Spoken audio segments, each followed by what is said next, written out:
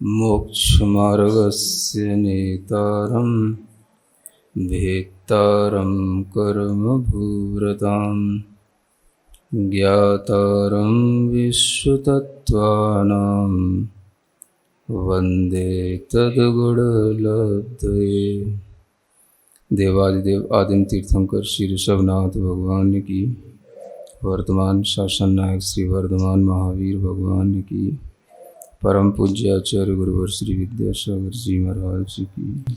तत्वार सूत्र ग्रंथराज में नवम अध्याय के माध्यम से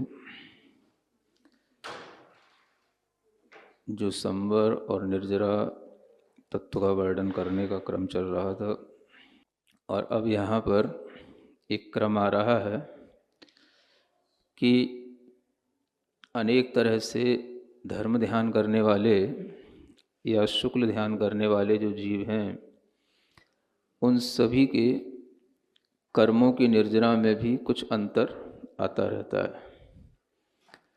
वह अंतर किस रूप में होता है, किन किन जीवों की निर्जरा किन किन से अधिक होती है, यह क्रम बताने के लिए आगे का सूत्र आता है 45 नंबर का। सम्यक दृष्टि श्रावक वीरतानंत वियोजक दर्शन मोह छपकोप शमकोप शांत मोह छपक क्षीण मोह जिनाह क्रमशो संख्ये गुण निर्जराः। इन सबकी क्रम से असंख्यात गुणी निर्जरा होती है। यानी कर्मों की जो निर्जरा होती है, उन कर्मों की निर्जरा में असंख्यात गुणी निर्जरा को विशेष महत्व दिया जाता है, क्योंकि निर्जरा कभी भी अनंत गुणी नहीं होती है। निर्जरा हमेशा असंख्यात गुणी ही होती है। जब वो अधिक क्रम में होती है तो असंख्यात संख्या में ही होती है। तो वह असंख्यात गुणी कर्म की निर्जरा किन किन जीवों में अधिक अधिक होती चली जाती है, और उस निर्जरा के स्वामी कौन कौन होते हैं, ये यहाँ पर 10 स्थानों के माध्यम से बताया गया है। इसमें सबसे पहला नंबर आता है सम्यक दृष्टि जीव का, यानी अविरत सम्यक दृष्टि जीव को यहाँ पर लिया गया है। तो सम्यक दृष्टि जीव जब अपनी विशुद्धि को इस रूप में बढ़ा लेता है कि वह अपने अंतरंग में जो मिथ्यात्व कषाय है, मिथ्यात्व भाव है और अनंतानुबंधी कषाय हैं, इन सबको वह उपशमित कर लेता है। सबसे पहले वह दबा देता है। तो उपशम सम्यक दर्शन की प्राप्ति के लिए उसको 3 करण करने होते हैं। उन 3 करणों के माध्यम से वह इन कर्मों को दबा देता है। तो उसके लिए उस समय पर इन करण परिणामों के माध्यम से कर्मों की जो निर्जरा होती है, वो पहले जो अवस्था थी उसकी मिथ्यात्व की, उस मिथ्या दृष्टि अवस्था की अपेक्षा से उसकी यह निर्जरा असंख्यात गुणी कहलाती है। तो ऐसी ये जो निर्जरा अविरत सम्यक दृष्टि जीव की होती है, यह उसी समय पर होती है जिस समय पर वो सम्यक्त्व को ग्रहण करता है, सम्यक्त्व की प्राप्ति करता है।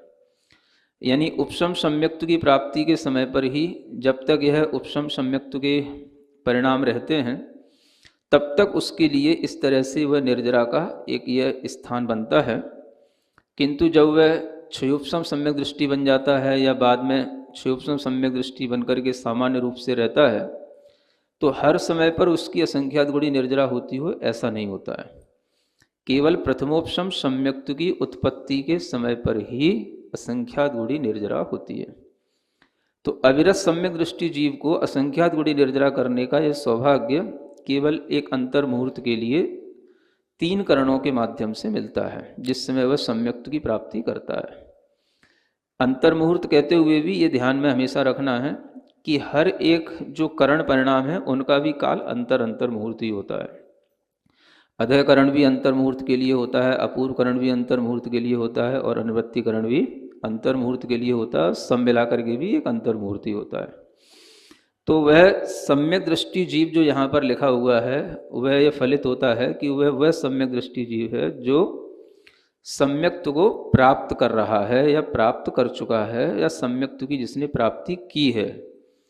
जो सम्यक्त्व प्राप्त करने के बाद में अपने उपशम सम्यक्त्व के भाव को छोड़ करके जब क्षयोपशम आदि दशा में रहता है, तो उसकी निर्जरा सामान्य होती है, हमेशा असंख्यात गुणी निर्जरा उसकी नहीं होती है, यह भी ध्यान रखना। अब इसी के आगे दूसरे नंबर पर जो क्रम आता है वो है श्रावक का। सम्यक दृष्टि के बाद क्या लिखा है? श्रावक। अब यहाँ से आप एक चीज़ समझ लें, सिद्धांत में श्रावक किसे कहते हैं। देखें, आँख खोल के पढ़ें। यहाँ पर श्रावक कहा गया है। श्रावक किसको कहा गया? जो सम्यक दर्शन के बाद में जिसने व्रत धारण किए हों उसको कहते हैं श्रावक, है ना। जो गृहस्थ लोग अपने आप को श्रावक कहते हैं वो सिद्धांत से नहीं है, वो व्यवहार से हैं, है ना। अथवा श्रावक के जब भेद कर दिए जाते हैं, पाक्षिक श्रावक, नैष्ठिक श्रावक, साधक श्रावक, तो पाक्षिक श्रावक में आ जाते हैं। इस तरह से संतोष कर लेते हैं कि हम श्रावक हैं।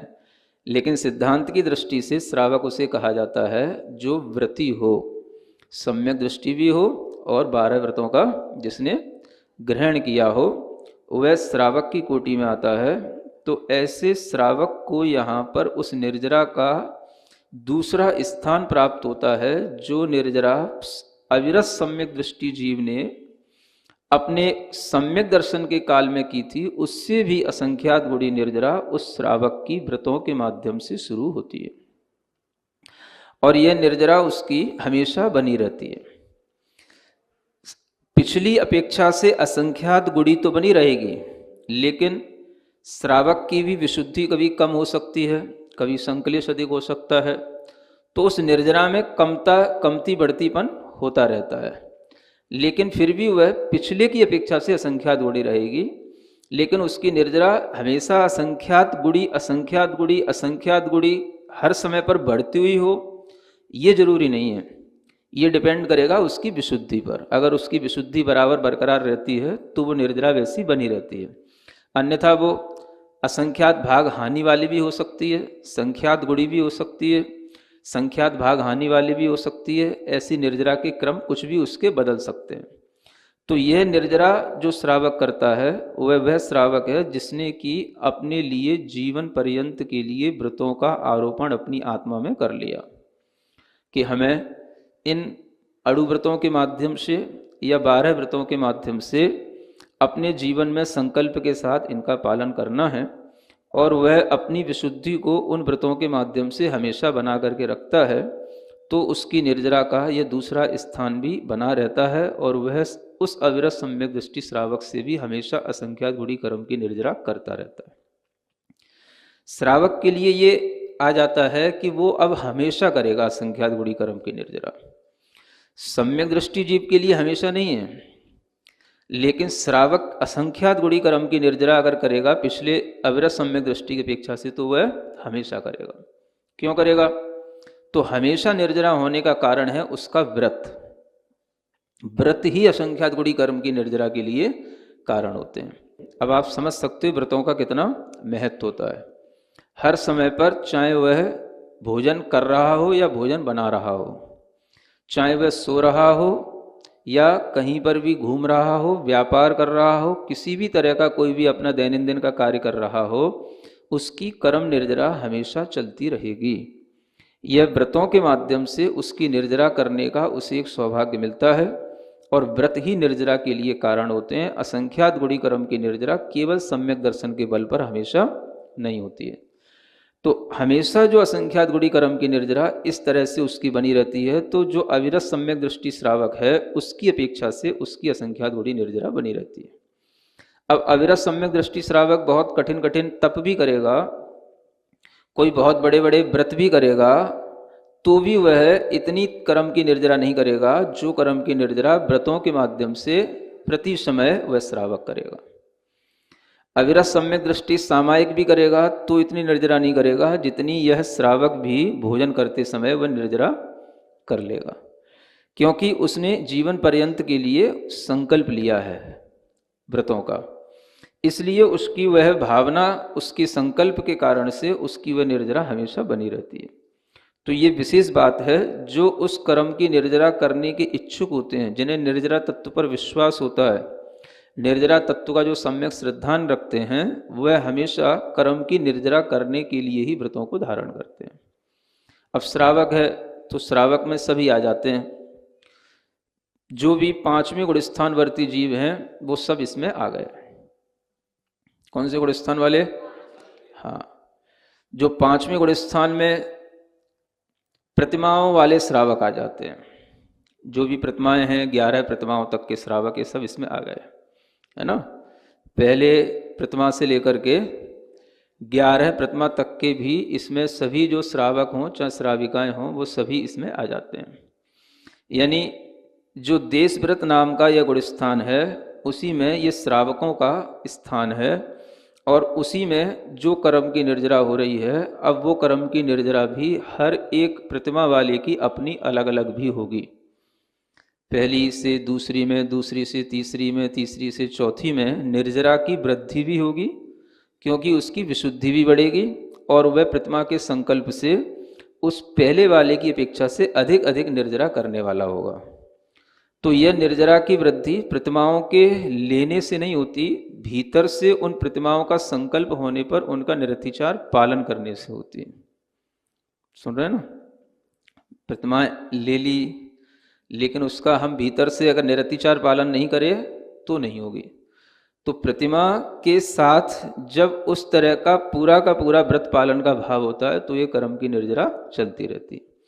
तो जितने भी ये श्रावक हैं पहली प्रतिमा से लेकर के ऊपर की प्रतिमाओं वाले, तो ये अपने अंदर उस कर्म की निर्जरा को निरंतर करते रहते हैं। जो कर्म निर्जरा पिछले वाले प्रतिमा वाले के पास होगी उससे अधिक आगे वाला करता रहेगा। अब ये यहाँ पर श्रावक के लिए हो गया। इसके बाद में नंबर आता है विरत। किसका? तीसरा स्थान है विरत का। विरत का मतलब होता है जो सकल संयमी होते हैं उनको विरत के रूप में कहा जाता है ना। महाव्रती को विरत कहते हैं। तो जो संपूर्ण रूप से विरति को धारण किए हुए हैं ऐसे विरत, चाहे वो प्रमत्त विरत हों चाहे अप्रमत्त विरत हों, यानी छठवें और सातवें गुणस्थान वाले प्रमत्त और अप्रमत्त विरतों की जो निर्जरा है वो श्रावक की अपेक्षा से भी असंख्यात गुणी होती है। अब वही क्रम आपको यहाँ पर भी लगाना है कि जिस तरह से श्रावक जो असंख्यात गुणी कर्म की निर्जरा कर रहा है उससे भी असंख्यात गुणी कर्म की निर्जरा किसकी होती है? विरत की होती है, चाहे वो प्रमत्त विरत हो चाहे वो अप्रमत्त विरत हो। तो छठवें सातवें गुणस्थान में कर्म की निर्जरा पंचम गुणस्थानवर्ती जीव की अपेक्षा से असंख्यात गुणी भी है। और वही बात आपको यहाँ पर ध्यान रखना है कि अगर वो श्रावक भी बहुत बड़ी तपस्या करे, श्रावक भी बहुत बड़ी बड़ी सामायिक करे, तो भी वह कर्म की निर्जरा उतनी नहीं कर सकता जितनी छठवें सातवें गुणस्थान वाला जीव भोजन करते हुए विहार करते हुए भी कर लेगा। यह कर्म की निर्जरा करने की जो उसके अंदर क्षमता आई, तो क्यों आई? क्योंकि उसके व्रत महाव्रत के रूप में हो गए। तो ये महाव्रत ही उसके लिए असंख्यात गुणी कर्म निर्जरा के कारण है। तो यहाँ से वह कर्म निर्जरा जब ये बढ़ जाती है तो ये छठवें सातवें गुणस्थान से कर्म की निर्जरा हमेशा उस महाव्रती को बनी रहती है। तो श्रावक को भी कर्म निर्जरा प्रति समय होती है, जीवन पर्यंत तक होती है, जब तक वह व्रत का संकल्प लिए रहता है। इसी तरीके से महाव्रती को भी कर्म निर्जरा प्रति समय होती है जब तक वह संकल्प लिए रहता है। तो यह कर्म की निर्जरा हर समय पर जो होने वाली है वो इन्हीं दो के लिए होती है, श्रावक के लिए और विरत के लिए। आगे पीछे जो कोई भी आपके लिए बताया जाएगा वो प्रासंगिक उसी प्रक्रिया पर होगी जब ये प्रक्रिया घटित होगी। तो विरत के अंदर भी ये असंख्यात गुणी कर्म की निर्जरा निरंतर जिस रूप में, अब आप देखें कि विरत भी एक प्रकार के नहीं है। कहने को गुणस्थान तो छठवां सातवां है, जैसे पंचम गुणस्थान के भेद 11 प्रतिमाओं के रूप में होते हैं, ऐसे विरत के भेद तो बहुत सारे हैं। अब आप देखें कि एक सामान्य विरत हैं और एक रिद्धिधारी विरत हैं, जो छठवें सातवें गुणस्थान में वो भी हैं। एक तीर्थंकर विरत हैं, नहीं समझे? महाव्रती एक सामान्य साधु, एक रिद्धिधारी और उसमें भी एक तीर्थंकर साधु। सभी का गुणस्थान तो छठवां सातवां ही है, लेकिन सबकी विशुद्धि की अलग अलग प्रकर्षता होने के कारण से उनके अंदर कर्म की निर्जरा भी विशिष्ट होती है और वो अपने अपने उस चारित्र की शुद्धि की विशेषता के साथ में होती है। तो ये सभी जो विरत हैं, जिन्हें हम सामायिक चारित्र वाला ही कहते हैं, किंतु इन सब विरतों में एक गुणस्थान समान होते हुए भी सबकी निर्जरा अलग अलग होती है। अब यहाँ पर प्रतिमाओं की तरह विभाजन नहीं है, यहाँ तो गुणस्थान छठवां सातवां रहते हुए भी वो अपनी उस कसाय की मंदता, कसाय के अभाव में परिशह आदि सहने की दृढ़ता के साथ में विशुद्धि बढ़ाते हुए अपने अपने कर्मों के क्षयोपशम की स्थिति को बढ़ाते हुए वह जितनी जितनी अपनी चारित्र की विशुद्धि बढ़ाता है उतनी उतनी उसके कर्म की निर्जरा होती चली जाती है। तो ये कर्म की निर्जरा के स्थान एक कह करके भी ये अनेक प्रकार के हो जाते हैं। जितने भी रिद्धिधारी साधु हैं उनकी निर्जरा और विशिष्ट होती है। जो विशिष्ट रूप से तीर्थंकर आदि के जीव होते हैं उनका जब सामायिक चारित्र ग्रहण करने का भाव आता है तो उनकी निर्जरा तो इतनी विशिष्ट होती है कि उन्हें तो अंतर मुहूर्त में ही मन पर्याय ज्ञान भी उनको प्राप्त हो जाता है। तो इतना उनके लिए विशिष्ट चारित्र होता है कि वो हमेशा वर्धमान चारित्र वाले ही रहते हैं, कभी उनके लिए संक्लेश उनको छू नहीं सकता है। तो ऐसी जो इनकी विशेषताएं होती हैं उसके कारण से उनकी निर्जरा सामान्य जो छठवें सातवें गुणस्थान वाले साधु हैं उनसे भी अधिक हुआ करती हैं। तो इसलिए इन स्थानों में भी आप बहुत सारे भेद अपनी बुद्धि से समायोजित कर सकते हैं। जो विशिष्ट विशिष्ट कार्य करने वाले हैं, तप करने वाले हैं, आचरण करने वाले हैं, अलग अलग तरीके के जो आचरण की क्रियाएं या अध्यात्म की क्रियाएं हैं उनको करने वाले हैं, उनकी वह निर्जरा के साधन भी अलग अलग तरीके के बने रहते हैं। इसी में उन्हें आनंद आता है और इसी आत्मविशुद्धि को बढ़ाने के लिए साधु हमेशा प्रयत्नशील रहता है। इसी कारण से वह हमेशा अपनी कर्म की निर्जरा में संतुष्ट रहता है। तो यह विरत का यह उद्देश्य आपको यहाँ पर एक रूप में न दिख करके अनेक रूपों में दिखना चाहिए। अनेक तरह के विरत हैं और अनेक तरह के उन विरतों की प्राप्ति के लिए जो तप आदि या परिचय आदि साधन है वो भी अनेक तरीके के हैं। इस विरत से भी और असंख्यात गुणी कर्म की निर्जरा तब होती है जब कोई जीव अनंत वियोजक होता है। क्या होता है? अनंत वियोजक का मतलब होता है अनंतानुबंधी जो कसाय है उसकी विसंयोजना होना। क्या कहा? विसंयोजना होना, है ना। थोड़े सैद्धांतिक शब्द हैं, सामान्य से आपको इतना समझना है कि अनंतानुबंधी कसाय को अन्य कसाय के रूप में, अन्य प्रकृति के रूप में परिणमन करा देना। विसंयोजना एक तरीके का संक्रमण है जो सिर्फ अनंतानुबंधी कसाय के लिए ही होता है, उसको विसंयोजना के रूप में कहा जाता है। और इस विसंयोजना होने के बाद में पुनः उसकी संयोजना हो सकती है, और यह विसंयोजना कोई भी सम्यक दृष्टि जीव कर सकता है, चौथे गुण स्थान से लेकर के ऊपर तक का। तो कोई भी जीव जब सम्यक दृष्टि है तो वो अगर अपने परिणामों में इस तरीके से अनंतानुबंधी की विसंयोजना करने के लिए पुनः वह तीन करण करता है तो उसके लिए भी एक अंतर मुहूर्त तक असंख्यात गुणी कर्म की निर्जरा होती है। यानी अनंतानुबंधी की विसंयोजना हमेशा नहीं होती है, वह सिर्फ एक अंतर मुहूर्त के लिए होगी, और वो भी जिस समय पर होगी उसी समय पर उसके लिए यह निर्जरा होगी। और जिस समय पर वो ये परिणाम होंगे, विसंयोजना चल रही होगी, तो उसमें भी उसके लिए वही तीन करण की प्रक्रिया करनी पड़ती है। तो जो तीन करण हैं ये विशिष्ट करण कहलाते हैं, अधःकरण, अपूर्वकरण, अनिवृत्तिकरण। तो इसी तरीके से जैसे सम्यक दृष्टि है, श्रावक बनता है तो भी करता है करण परिणाम, फिर वो जब विरत बनता है तो भी करण परिणाम करता है, विरत से फिर जब वो अनंतानुबंधी की विसंयोजना करे तो भी वो करण परिणाम करता है। फिर विसंयोजना के बाद में एक आगे का प्रक्रम दिया जा रहा है, दर्शन मोह छपक। क्या कहा गया? हाँ, अब यहां पर दर्शन मोह की छपक, छपक माने अभी एक नया छपक आ गया है ना। कल पूछ रहे थे ना छपक, एक तो जो है छपक श्रेणी चढ़ने वाला छपक, एक समाधि लेने वाला छपक, ये और एक छपक आ गया। ये दर्शन मोह का क्षय करने वाला छपक है ना। तो अनंतानुबंधी की विसंयोजना जिसने कर ली है वही दर्शन मोहिनी का क्षय कर सकता है। जिसको भी दर्शन मोहिनी का क्षय करना होता है उसे पहले अनंतानुबंधी की विसंयोजना करनी ही होती है। तो अनंतानुबंधी की विसंयोजना के लिए 3 करण अलग करेगा, फिर विशुद्धि बढ़ाएगा, और उस विशुद्धि को बढ़ाने पर दर्शन मोहिनी का क्षय करने के लिए 3 करण फिर अलग करेगा। ये बड़ी जटिल प्रक्रिया है, और ये 3 करण परिणाम बहुत ही मतलब कहना चाहिए विशिष्ट परिणाम है, दुर्लभ परिणाम है। तो इन्हीं करण परिणामों के माध्यम से वो दर्शन मोहिनी की जो 3 प्रकृतियां हैं, मिथ्यात्व, सम्यक मिथ्यात्व और सम्यक प्रकृति, तीनों का क्षय करता है। सम्यक प्रकृति का भी उसे क्षय ही करना होता है, क्योंकि सम्यक प्रकृति का जब तक उदय रहेगा तब तक वह क्षयोपशम सम्यक दृष्टि रहेगा। जब वह सम्यक्त्व का भी प्रकृति का भी विनाश कर देगा तो वह क्षायक सम्यक दृष्टि बनेगा। तो वह दर्शन मोहिनी छपक का मतलब हो गया यहाँ पर वो जीव क्षायक सम्यक दृष्टि हो गया। यानी क्षायक सम्यक दृष्टि बनने के समय पर एक अंतर मुहूर्त काल के लिए उसकी जो कर्म निर्जरा होगी वो विरत से भी अधिक होगी, और जो अनंतानुबंधी की विसर्जना कर चुका है उससे भी अधिक होगी। लेकिन वो हमेशा नहीं रहेगी, वो केवल क्षय करने के समय पर ही होगी, क्योंकि उसको छपक बनने में या क्षय करने में, यानी क्षय करने वाले को ही छपक कहते हैं, तो उसको छपक की इस प्रक्रिया में केवल एक अंतर मुहूर्त लगता है तीनों करणों को करने में, और वह क्षायक सम्यक दर्शन प्राप्त कर लेगा। तो एक अंतर मुहूर्त के लिए उसकी जो कर्म निर्जरा है वो इन पूर्व वाले कर्म की निर्जराओं से भी असंख्यात गुणी हो जाती है।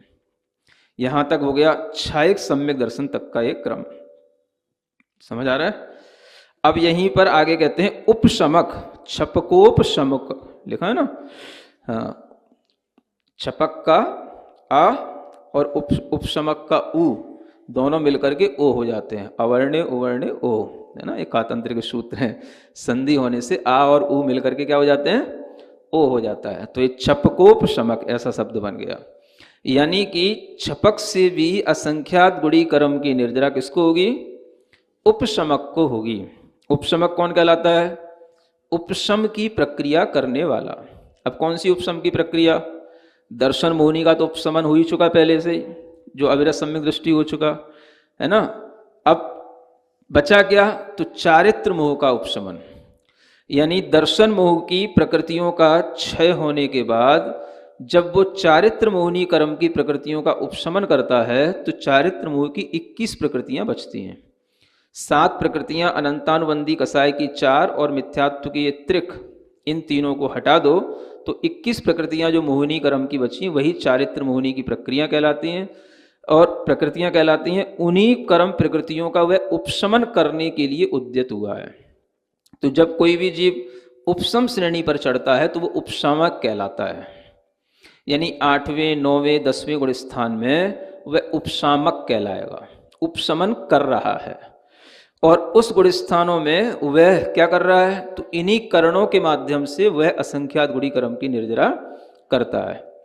अब यहाँ पर एक विशेष बात यह है कि उपशमक के लिए भी, चारित्र मोहिनी की उपशमना करने वाले के लिए भी यही परिणाम होते हैं, अधःकरण, अपूर्वकरण और अनिवृत्तिकरण।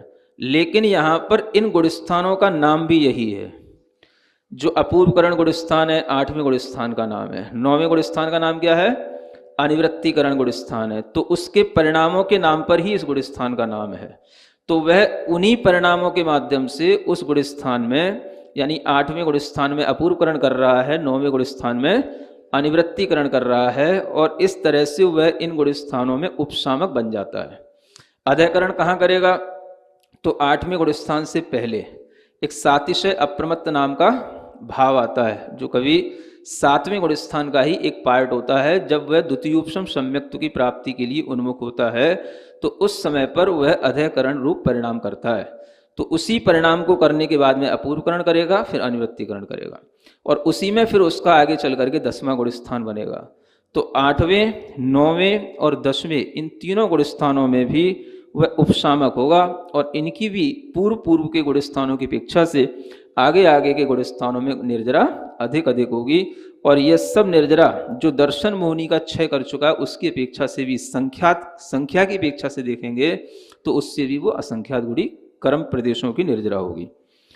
इस उपशामक के बाद में नंबर आता है उपशांत मोह का। उपशांत मोह का मतलब जिसका मोह उपशांत हो चुका है, अब वो कर नहीं रहा है। क्या हो चुका है? हो गया। हो गया का मतलब वो 11वें गुण स्थान में पहुंच गया। यानी 11वें गुण स्थान वाले जीव का जो कर्म की निर्जरा है, उसकी वह कर्म की निर्जरा पिछले गुण स्थान वाले जीवों की निर्जरा से असंख्यात गुणी है। माने उपशामकों की अपेक्षा से उसकी निर्जरा असंख्यात गुणी है। ये 11वें गुण स्थान वाले जीव की निर्जरा हो गई। इसके बाद में फिर आता है छपक। क्या आता है? उपशांत मोह छपक। अब ये छपक कौन सा? जो छपक श्रेणी पर चढ़ने वाला जीव है वो छपक आ गया, ये है ना। तो उपशम श्रेणी पर चढ़ते हुए 8वें 9वें 10वें गुण स्थान में जो जीव है उन्होंने जो असंख्यात गुणी कर्म की निर्जरा करेंगे वो, और 11वें गुण स्थान में जो जीव है वो असंख्यात गुणी कर्म की निर्जरा करेगा वो, उससे भी असंख्यात गुणी कर्म की निर्जरा, माने 11वें गुण स्थान से भी असंख्यात गुणी कर्म की निर्जरा 8वें 9वें 10वें गुण स्थान वाला करेगा जो छपक श्रेणी पर आरोहण कर रहा है। क्योंकि वो कर्मों का क्षय करता हुआ जा रहा है। यानी गुण स्थान एक ही है लेकिन विशुद्धि परिणामों में इतना अधिक अंतर है कि 11वें गुण स्थान में जो कर्म की निर्जरा है उससे अपेक्षा से उसकी निर्जरा 8वें आदि गुण स्थान में छपक श्रेणी की जीव की अधिक होती है, तो उसको बोलते हैं छपक। और इस तरह से वह 8वें 9वें 10वें गुण स्थान में निर्जरा करने के बाद में जब वह 12वें गुण स्थान में पहुंच जाता है तो उसको बोलते हैं क्षीण मोह, जो आगे लिखा हुआ है। यानी छपक से भी असंख्यात गुणी कर्म की निर्जरा क्षीण मोह की होगी, जिसने अपने मोह को नष्ट कर दिया। 12वें गुण स्थान में पहुंचे हुए जीव की निर्जरा छपक श्रेणी वाले जो 8वें 9वें 10वें गुण स्थान के जीव हैं उनसे भी असंख्यात गुणी होगी, वो क्षीण मोह से हो जाता है। ठीक है ना। फिर उसके बाद में नंबर आ जाता है जिनाह। किसका? जिन का। जिन का मतलब जो अरिहंत बन गए हैं। ऐसे अरिहंत भगवान का है ना, जो कि अपने केवल ज्ञान को प्राप्त कर चुके हैं, जो अपने केवल ज्ञान में चराचर जगत को देखने की जिनके अंदर क्षमता आ गई है, ऐसे अरिहंत भगवान के कर्म की निर्जरा भी अभी चल रही है। उनके जो कर्म की निर्जरा होगी वो जो क्षीण मोह है उससे भी असंख्यात गुणी होगी। तो एक तो कर्म की निर्जरा का ये सामान्य क्रम चलते रहना, ये इस तरीके से होता है। तो जिनेंद्र भगवान तक यहाँ पर 10 स्थान ये बन जाते हैं। इन 10 स्थानों में जो कर्म की निर्जरा है ये असंख्यात गुणी हो रही है। अब यहाँ पर यह ध्यान रखना कि जिन में जो जिन बन गए हैं उन्हें अब वो करण परिणाम की जरूरत नहीं है ना। बाकी जितने भी हैं वो सब करण परिणाम में ढले हुए हैं। या यूं भी समझ सकते हैं कि जो 8वें 9वें गुण स्थान में है यहां तक तो ये करण परिणाम चल रहे हैं, लेकिन आगे जो 12वें गुण स्थान में पहुंच गए हैं तो वहां पर कोई फिर अलग से करण परिणाम नहीं है। वो जो करण परिणाम है वो केवल छपक श्रेणी पर चढ़ने के लिए या उपशम श्रेणी पर चढ़ने के लिए, लेकिन जिनको 11वां गुण स्थान हो गया या 12वां गुण स्थान हो गया उनके लिए कोई अलग से करण परिणाम नहीं होते हैं, लेकिन निर्जरा अलग होती है, इसलिए यहाँ पर उनको अलग से लिखा गया है। और जिनके लिए भी कोई अलग से करण परिणाम नहीं होते हैं इसलिए उनकी भी निर्जरा अलग होती है, लेकिन फिर भी उनके लिए कोई जिन अलग से करण परिणाम नहीं है, इसलिए उनका भी यहाँ पर अलग से उल्लेख किया गया है। और कहीं कहीं पर जिन में भी दो भेद हो जाते हैं, एक स्वस्थानगत जिन होते हैं, एक समुद्घातगत जिन होते हैं। जो सामान्य से जिन हैं उनसे भी ज्यादा कर्म की निर्जरा वो करते हैं जो समुद्घात करते हैं, उन्हें समुद्घातगत केवली कहते हैं। तो जब वो केवली समुद्घात होता है तो उसमें कर्मों का और ज्यादा निर्जरा और ज्यादा क्षय होता है, इसलिए उसको भी अगर हम यहाँ जोड़ेंगे तो 11 स्थान बन जाएंगे। इन सब में क्रम से असंख्यात गुणा ये तो हो गया संख्या की अपेक्षा से प्रदेश निर्जरा ये इतनी अधिक होती है, लेकिन काल की अपेक्षा से देखेंगे तो काल कम कम होता चला जाता है। काल क्या होता है? हाँ, इनमें समय कम लगता है और निर्जरा की जो अमाउंट है वो अधिक रहती है। तो इस तरह से ये दोनों चीजें अलग अलग हैं, काल में कमी आना और निर्जरा में अधिकता होना। तो इसी क्रम से आप काल को कम कम भी लगा सकते हैं। आगे आगे के जीवों में काल कम होगा और वह निर्जरा को अधिक अधिक संपादित करेंगे। इस तरह से ये 10 स्थान या 11 स्थान असंख्यात गुणी कर्म की निर्जरा के बताए गए हैं।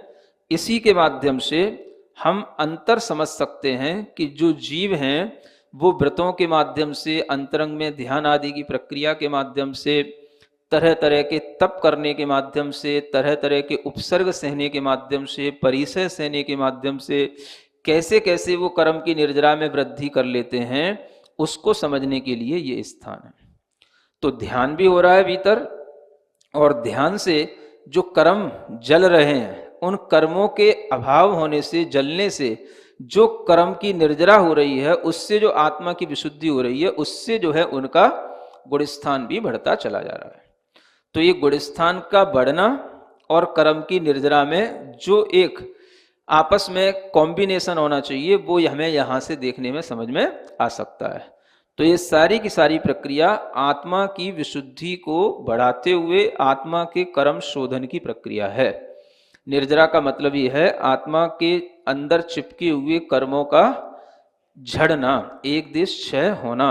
और ये प्रक्रिया जो निरंतर अलग अलग स्थिति में चलती है, तो इससे आप समझ सकते हैं कि कर्म कितने हैं और कितने तरह के हमें बार बार कर्म को नष्ट करने के लिए करण परिणाम करने पड़ेंगे, जब हम इन करण परिणामों के माध्यम से ही कोई उपलब्धि हासिल कर सकेंगे। चाहे वो उपशम सम्यक दर्शन की उपलब्धि हो, चाहे वो चारित्र को पालन करने के लिए विरत दशा आने की उपलब्धि हो, चाहे श्रावक की दशा आने की उपलब्धि हो, ये सब उपलब्धियां विशुद्धि से होती हैं। इसलिए कहा जाता है विशुद्धि बढ़ाओ। क्या कहा जाता है? हाँ, हमेशा आचार्य महाराज कहते हैं विशुद्धि बढ़ाओ। क्या बोलते हैं? हाँ, आप अगर व्रत लेने जाएंगे तो विशुद्धि बढ़ाओ, पहले विशुद्धि बढ़ाओ। तो विशुद्धि बढ़ेगी तो आपके अंदर व्रत लेने का भाव, यानी भीतर से व्रत लेने का भाव आएगा। और विशुद्धि बढ़ाने का मतलब होता है कसायों की कमी करो। अब उनसे पूछो कि विशुद्धि कैसे बढ़ेगी तो नहीं कुछ बताते हैं, है ना। तो विशुद्धि बढ़ाओ, तो विशुद्धि कैसे बढ़ती है? तो विशुद्धि बढ़ने का मतलब है कि अपने अंदर जो हम व्रत लेना चाहते हैं उसके प्रति उत्साह बढ़ाओ, दृढ़ता बढ़ाओ। उत्साह तब बढ़ेगा जब आपके अंदर कसायों की कमी होगी। तो जैसे जैसे आप कसाएं जीतते जाएंगे, विशुद्धि बढ़ती चली जाएगी। क्योंकि हम यहाँ देख रहे हैं कि जैसे ही वो सम्यक दृष्टि हुआ, उसके अंदर अनंतानुबंधी कसाय का अभाव हो गया। अब उसके अंदर आ गई अप्रत्याख्यान कसाय। अब वो अप्रत्याख्यान कसाय भी एक नाम है, एक नाम के अनुसार एक कसाय कहने को आ रही है, लेकिन उस कसाय की विशुद्धि इतनी है कि उस कसाय को छीलते जाओ। जैसे गन्ना होता है ना, उसको छीलते जाओ, छीलते जाओ, छीलते जाओ, या कोई नारियल का गोला, उसको छीलते जाओ, छीलते जाओ, छीलते जाओ। तो ऐसे ही जो है इन कसायों को छीलते जाओ, छीलते जाओ। जितना जितना ये कसायें छीलते जाओगे, इनकी विशुद्धि, इनकी कमी होने से आत्मा की विशुद्धि बढ़ती है। तो आत्मा की जब विशुद्धि बढ़ती है तो वही जीव जो है वो श्रावक की विशुद्धि को प्राप्त कर पाता है। फिर वह अप्रत्याख्यान कसाय को भी फिर जब नष्ट करने के बाद में, जब वो प्रत्याख्यान कसाय में आ जाएगा, तो उसकी भी विशुद्धि बढ़ाने पर उसको भी छीलेगा, छीलेगा, छीलेगा, तब जाकर के वो संयम ले पाएगा। तो ऐसे इन कसायों के प्रकर्षता, यानी क्षीण करने की इनकी जो शक्ति है वो बढ़ती चली जानी चाहिए। और वो जब बढ़ती चली जाती है तो अंतरंग आत्म विशुद्धि बढ़ती चली जाती है। तो इसी आत्म विशुद्धि को आनंद कहते हैं, आत्मा का आनंद कहते हैं। ये आत्मा का आनंद इसी का नाम है। जो विशुद्धि है उस विशुद्धि में उसको आनंद आता है। तो इसी आनंद से वह जीव अपना जीवन पर्यंत तक भी आनंदित रहता है। बाहरी आनंदों में आनंदित नहीं होता है। किसमें आनंदित होता है व्रती? अपनी आत्मा की विशुद्धि में। तो वह चीज उसको पता होनी चाहिए, अन्यथा वो जीव जो है घबरा जाता है। जब तक उसको कोई बाहरी कोई साधन मिल रहे हैं, बाहरी कुछ कर रहा है, तब तक तो लगता है कि हाँ कुछ चल रहा है, ठीक हो रहा है। और जब कुछ बाहर ना मिलेगा तो फिर क्या करेगा? तो फिर घबरा जाएगा। तो जिसे भीतर से ज्ञान नहीं होता कि हम क्या कर रहे हैं, वह व्यक्ति घबरा जाता है। जिसे पता है कि बाहरी कोई भी साधन है वो हमारी विशुद्धि को कम ही कर सकते हैं, बढ़ा नहीं सकते हैं, तो ऐसा जीव बाहरी साधनों से लिप्त नहीं होता है, निर्लिप्त होता है। इसलिए जो है वो अपनी विशुद्धि में आनंदित रहता है। इसलिए साधक जो होता है वो अपने आप में आनंदित रहने वाला होता है। जैसे जैसे वो नए नए कोर्स करेगा तो उसके कर्म की निर्जरा बढ़ेगी। तो वो देखता रहता है कि एक कोर्स में कब तक रहूंगा, कोर्स उसको बढ़ाना होता है ना। तो इसलिए कर्म की निर्जरा बढ़ाने के इच्छुक जनों को हमेशा ये 9वें अध्याय में दी गई चीजों पर हमेशा ध्यान देते रहना चाहिए। व्रत, संयम, तप, इनकी जितनी जितनी वृद्धि होगी यह हमेशा कर्म की निर्जरा अपने आप बढ़ती चली जाएगी। ठीक है ना। आज के लिए इतना पर्याप्त है। बोलो महावीर भगवान की जय। सिरिजिण वाणी जग कल्याणी जग जन मद तम मोहरी जणमण हारी गढ़हर हारी जम जरा भव रोग हरि तिथ्य राणम दिव्य झुणिम जो पड़ई सुणई मय्ये धारई राणम सौख मणंतम धरिय सासद मोक्ष पदम पावई सासद मोक्ष पदम पावई।